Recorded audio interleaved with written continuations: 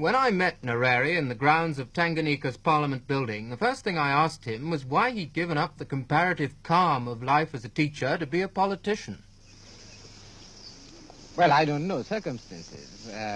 I had already, while I was still teaching, I had already got involved in politics, and the time came when my headmaster offered me a choice, either to teach or to go into politics, and I decided to go into politics. Have you, as a national leader, found it a disadvantage not to have been put in prison by the British? I think there is a little disadvantage, but I'm not going to try and go into prison. How do you think, Mr. Nyerere, this progress has been possible in Tanganyika? I think there are many circumstances. We lack the difficulties that other countries have. We don't have a very serious racial problem here. We don't have a very serious tribal problem. Our tribes are smaller tribes. They're not the big tribes where you have the problems of, say, Buganda or Ashanti. Our tribes are smaller and therefore easier to integrate. And we have found it much easier here to build a nationalist movement covering all the tribes. What further changes would you like to see in Tanganyika after responsible government? Well, after responsible government, we feel if it is going to be really responsible government, what we want to do is to work to build an economic basis before we take over finally as an independent country. And also we would like to see that we have a minimum number of local people in the civil service before we take over. And those we feel will be really the two main functions of the government during the period between responsible government and independence.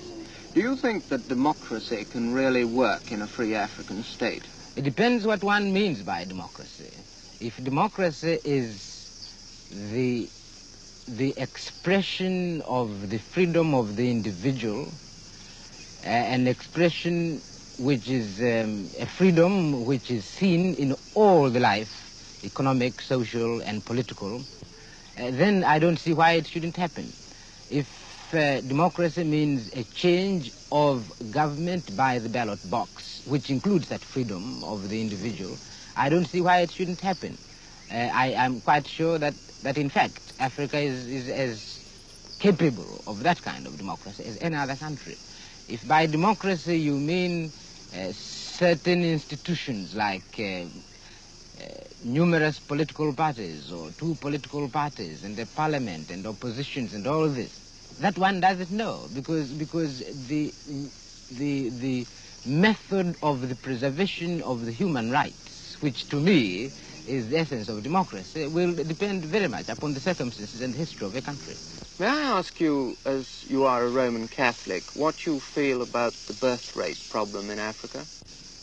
Well, first, as a Roman Catholic, I'm opposed to birth control. And as an African nationalist, I find no difficulty because, quite frankly, in a country like Tanganyika, our problem is one of underpopulation, not of overpopulation. Mr. Nyerere, what do you see as the future for Africa, for all Africa? I think it's going to be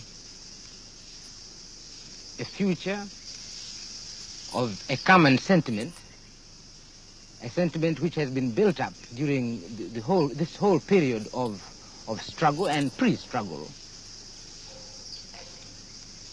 And I can see Africa myself speaking as a continent with a greater unity, a greater uniformity than any other continent in the world.